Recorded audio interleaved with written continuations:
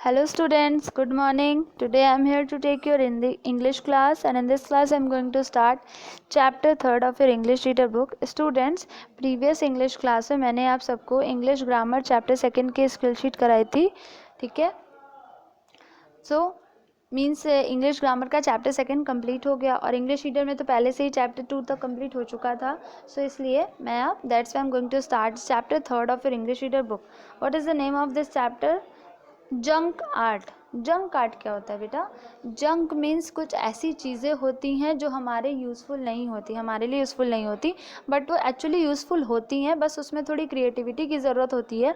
तो फिर हम उसे, अगर उसमें थोड़ा सा अपना दिमाग लगाएं तो हम उसे यूज़फुल बना सकते हैं, ठीक है. सो ये जो आपका चैप्टर है ये इसी पर बेस्ड है और ये एक छोटी सी पोएम है, ठीक है. इसके जो पोएट है वो कौन है? लिल प्लूटा.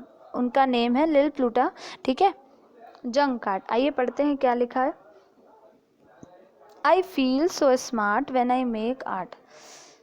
ये जो बॉय है, यहाँ पे देखिए बेटा, ये जो बॉय है ये अपने बारे में बता रहा है. I feel so smart when I make art. मैं खुद को बहुत ही स्मार्ट समझता हूँ जब भी मैं कुछ आर्ट यानी कि कुछ कला से रिलेटेड कुछ भी वर्क करता हूँ.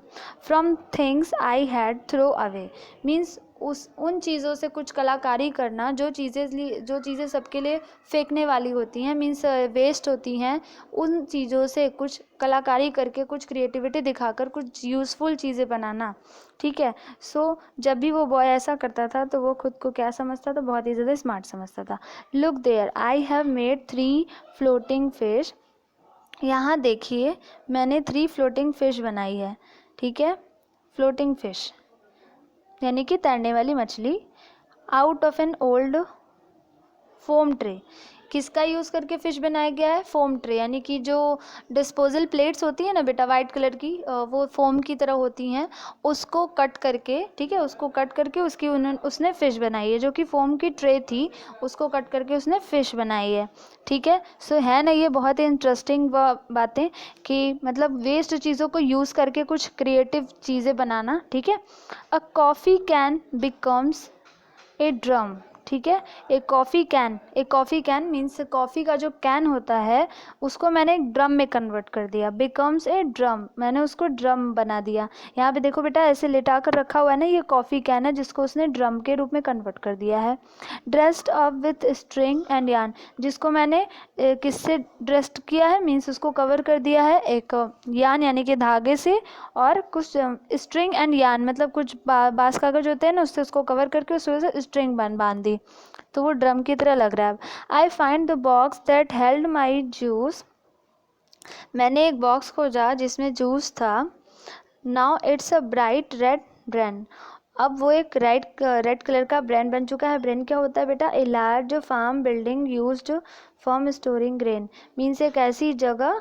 ब्रेन का मतलब होता है लार्ज फार्म बिल्डिंग मीन्स खेतों के आसपास में एक छोटे बड़े घर होते हैं, ठीक है, उसे फार्म बिल्डिंग कहते हैं. यूज फॉर स्टोरिंग ग्रेन, उसका यूज़ किस लिए किया था? ताकि ग्रेन्स यानी कि अनाज को वहाँ पे सेव किए स्टोर करके रखा जा सके.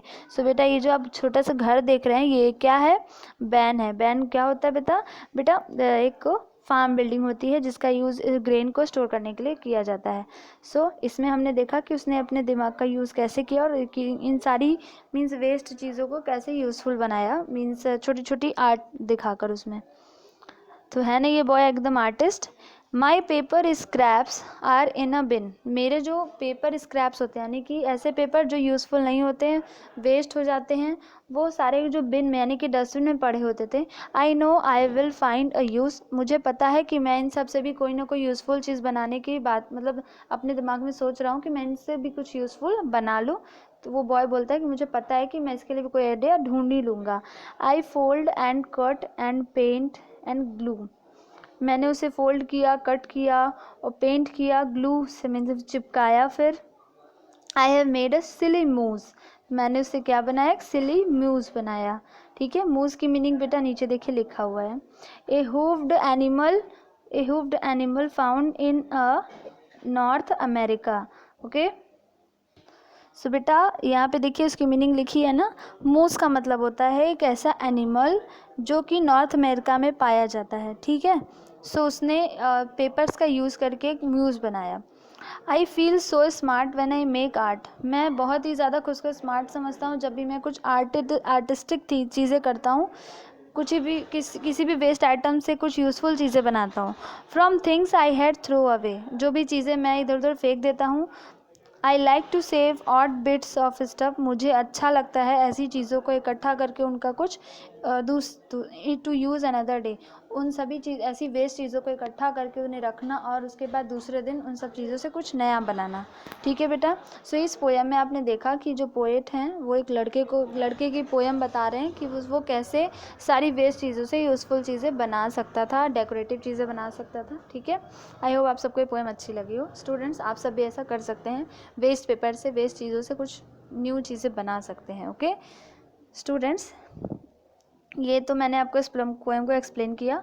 आज के होमवर्क में बेटा आपको इस चैप्टर में क्या करना है, इस चैप्टर का फर्स्ट पेज अपनी कॉपी मेंटेन करना है। ओके, तो इस चैप्टर का फर्स्ट पेज आप कैसे मेंटेन करेंगे, इसमें जो ये पिक्चर है, ठीक है, ये वाली पिक्चर जिसमें बॉय सारी चीज़ें बना रहा है, इसको आप फोटोकॉपी कराकर इस चैप्टर के फर्स्ट पेज पर पेस्ट कर देंगे। ऊपर चैप्टर 3 जंक आर्ट लिखेंगे, चैप्टर मेंशन करके आज की डेट मेंशन करेंगे। ओके, एंड उसके नेक्स्ट पेज पर आप इस चैप्टर की ये 8 लाइन्स लिखेंगे जो इस पेज पर आपको दिख रही है। ठीक है, this is your homework. Okay बेटा, that's it for today. Thank you students.